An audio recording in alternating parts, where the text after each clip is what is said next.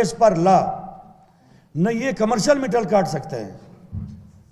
ایک وقت تھا جب ہم لوگ اس شہر میں ایک بڑا اچھا ہمارے دور تھا، گیس کمپنی والے 3 دفعہ آیت الکرسی اور درود شریف پڑھ کے پھر نکلا کرتے تھے، کسی ہوٹل کے پاس جاتے تھے۔ تو انشاءاللہ تعالی دیر آیت درست آیت ہم اسی طرح کھڑے رہیں گے اپنے حقوق لینے کے لیے۔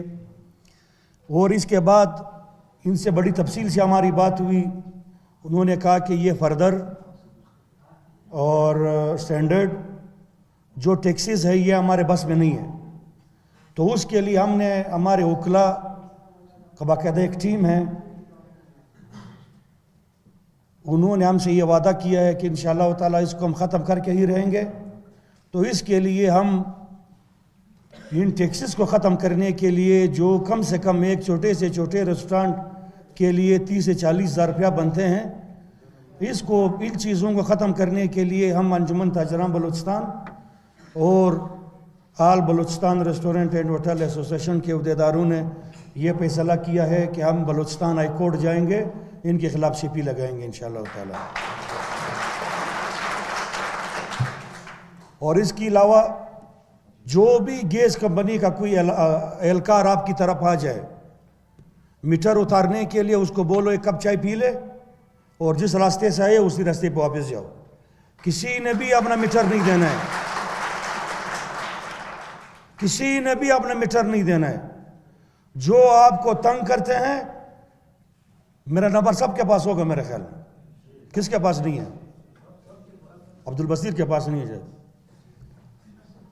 آپ ہمیں کال کر لیں انشاءاللہ تعالی، ہمیں ادھر ہی پاؤ گے، ہمارے دوستوں کو کال کر لیں ادھر ہی پاؤ گے۔ ہمارا میٹر ان کے گاڑی میں جو پڑے تھے وہ بھی انشاءاللہ تعالی ہم ان سے واپس لے دیں گے۔ اسی کے ساتھ آتے ہیں BRA پہ، بلوچستان ریونیو اتھارٹی۔ یہ ڈاکٹر عبدالمالک بلوچ صاحب کے دور میں یہ بنا 18ویں ترمیم کے بعد۔ اب کچھ سیاسی باتیں، 18ویں ترمیم آپ لوگ نہیں جانتے ہوں گے کہ 18ویں ترمیم کیا چیز ہے۔ 18ویں ترمیم کا مقصد یہ ایک بل پیش ہوا قومی اسمبلی میں۔ 18ویں ترمیم کا یہ مقصد تھا کہ بلوچستان کے جو سائل وسائل ہیں، ان کا اختیار، ان سے جو آمدنی آتی ہیں وہ پھر بلوچستان کی حکومت کے حوالے کیے جائیں گے۔ تو BR سے نکل کر فیڈرل بورڈ آف ریونیو جو ہوتا ہے، ان سے نکل کے انہوں نے BRA بنایا، بلوچستان ریونیو اتھارٹی۔ اس کے ساتھ اس طرح ہمارے اسد صاحب نے کہا، میرے خیال میں ہم نے کوئی 8-10 میٹنگ یہ کی ان کے ساتھ، جس میں ہمارے حاجی محمد صاحب تھے، عابد صاحب تھے، جانزیب خان اور دیگر ہمارے ایئرپورٹ روڈ کے ہوٹل والے تھے، بخیل صاحب، حاجی یوسف صاحب تھے، ہمارے سمالانی صاحب تھے۔ تو ان سے ہم نے باقاعدہ زیادہ کوئی 8-10 نشستیں کی ہیں۔ اس پر ہم نے یہ مجبور کروایا ان کو کہ بلوچستان میں کوئی انڈسٹری نہیں ہے، کوئی کارخانے نہیں ہیں، اگر ہیں تو وہ یہ چھوٹے چھوٹے ریسٹورانٹس یا یہ کوئٹہ شہر میں جو چند بڑے ریسٹورانٹس بنے ہیں، یہ جس مشکل وقت میں، جس مشکل حالت میں یہ اپنا گزارا کر رہا ہے غیر موافق حالات کی وجہ سے۔ ہمارے ساتھ یہ آقا جان بیٹھے ہوئے ہیں، ان کے بڑے خوبصورت ہوٹلز ہیں، رہائشی ہوٹلیں ہیں، ایک ہوٹل کی قیمت 50-50 کروڑ روپے ہے، لیکن یہ جو پیسے یہ لوگ لے رہے ہیں بیڈ ایک کمرے کا، وہ اگر آپ لاہور میں اس طرح کا ان کو آپ سروس دیں گے یا اس طرح کمرہ دیں گے تو کم از کم اس کی قیمت 10,000 روپیہ ہوتی ہے۔ ہمارے ہاں ان کی قیمت 2 سے 2.5 سے 3 ہزار روپیہ ہم لیتے ہیں وتھ AC کے۔ تو ہمارے شہر میں تو پہلے سے کاروبار نہیں ہے، غیر موافق حالات کی وجہ سے، بم دھماکے، ٹارگٹ کلنگ، اغوا برائے تاوان، ان کی وجہ سے کاروبار نہیں ہے، خشک سالی کی وجہ سے نہیں ہے، اور بارڈرز ہمارے بند ہیں، چونکہ بلوچستان کا دار و مدار انہی 2 بارڈروں پہ ان کو بند کیا گیا ہے۔ کوئی 2-3 مہینوں سے چمن میں لوگ بیٹھے ہوئے ہیں، برلت پہ۔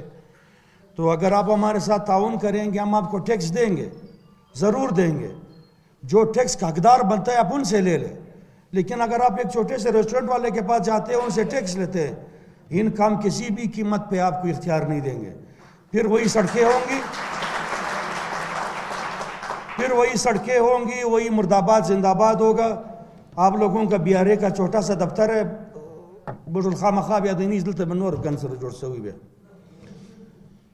اس کے بعد یہ ہوا, ہم ان کا جو جی ایم صاحب تھے, چیئرمین کا کیا نام تھا, وہ نور احمد بلوچ صاحب کا انتہائی مشکور ہوں, جنہوں نے ہمارے بات سے اتفاق کیا.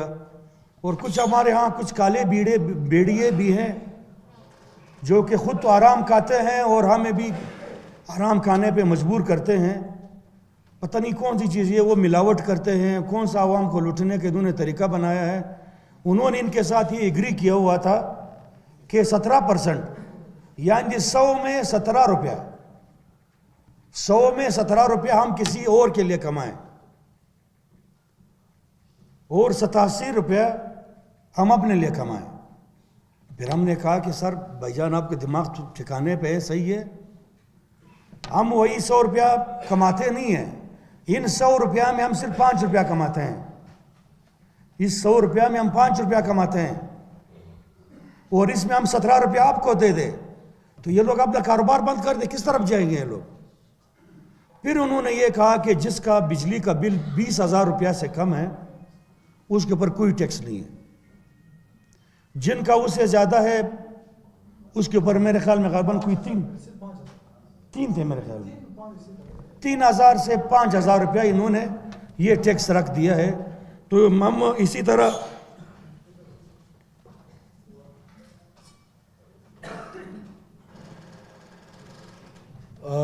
ہوٹل ایسوسیشن نے,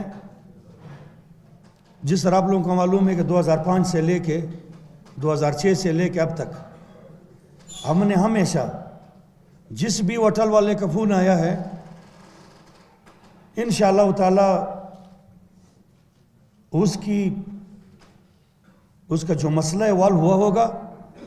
ایسا نہیں ہے میرے خیال میں اگر کسی بندے کا کام نہیں ہوا ہے تو اس بڑے مجمع میں ہاتھ اٹھائے, ہم شرمندگی محسوس نہیں کریں گے. ہم اپنی عیب دیکھنا چاہتے ہیں کہ ہم میں کون سے عیب ہیں, ہم نے کس بھائی کا خدمت نہیں کیا ہے.